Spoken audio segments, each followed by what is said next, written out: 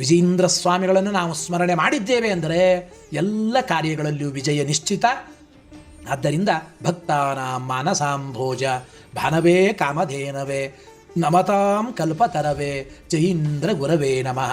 ಜ್ಯೇಷ್ಠ ಕೃಷ್ಣ ತ್ರಯೋದಶಿಯ ದಿನ ಆ ದಿವ್ಯವಾದ ಕಾವೇರಿ ತೀರ, ಕುಂಭೇಶ್ವರ ಸಾರಂಗಪಾಣಿಯ ಸನ್ನಿಧಾನ, ಕುಂಭಕೋಣದಲ್ಲಿ ಬೃಂದಾವನಸ್ಥರಾಗ್ತಾ ಇದ್ದಾರೆ. ವಿಜಯೇಂದ್ರ ಸ್ವಾಮಿಗಳ ಬೃಂದಾವನ ದರ್ಶನ ಮಾಡಿದ್ರೇನೆ ಒಂದು ಮನಸ್ಸಿಗೆ ದಿವ್ಯವಾದ ಆನಂದ, ಎಲ್ಲ ಸಕಲ ರೋಗಗಳ ಪರಿಹಾರ ಎಲ್ಲವೂ ಆಗುತ್ತದೆ. ಸುಂದರೇ ಕುಂಭಕೋಣಾಖ್ಯೆ ಪುರೇ ಮಂದರ ಸನ್ನಿಭೆ ವೃಂದಾವನೆ ರಾಜಮಾನಂ ಸೇವಕಾನಾಂ ಸುರದ್ರುಮಂ ಭಕ್ತಾನಾಂ ಮಾನಸಾಂಭೋಜ ಭಾನವೇ ಕಾಮಧೇನವೇ ನಮತಾಂ ಕಲ್ಪತರವೇ ಜಯೀಂದ್ರ ಗುರವೇ ನಮಃ.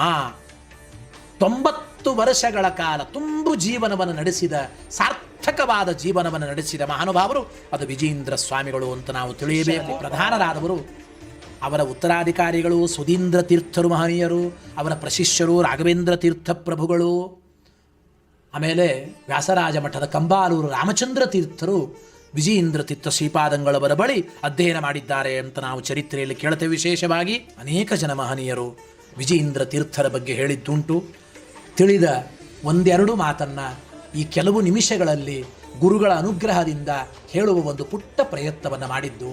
ಅಂತಹ ಮಹಾನುಭಾವರ ಅನುಗ್ರಹದಿಂದ ನಮಗೂ ಕೂಡ ಅವರ ಗ್ರಂಥಗಳು ಅರ್ಥವಾಗಿ ಶ್ರೀಮದಾಚಾರ್ಯರ ಗ್ರಂಥಗಳಲ್ಲಿ, ಶ್ರೀಮದಾಚಾರ್ಯರ ಶಾಸ್ತ್ರದಲ್ಲಿ ಇನ್ನೂ ಹೆಚ್ಚಿನ ಶ್ರದ್ಧೆ, ಭಕ್ತಿ, ಆದರ, ಗೌರವ ಬರುವಂತೆ, ಆಚಾರ್ಯರ ಗ್ರಂಥಗಳ ಅಧ್ಯಯನವಾಗುವಂತೆ ಆ ವಿಜಯೇಂದ್ರ ಸ್ವಾಮಿಗಳು ಅನುಗ್ರಹ ಮಾಡಲಿ. ಹೇಳೋದರಲ್ಲಿ ಏನಾದರೂ ಲೋಪದೋಷಗಳಾಗಿದ್ದರೆ, ವ್ಯತ್ಯಾಸವಾಗಿದ್ದರೆ ಅದೆಲ್ಲವೂ ನನ್ನದು.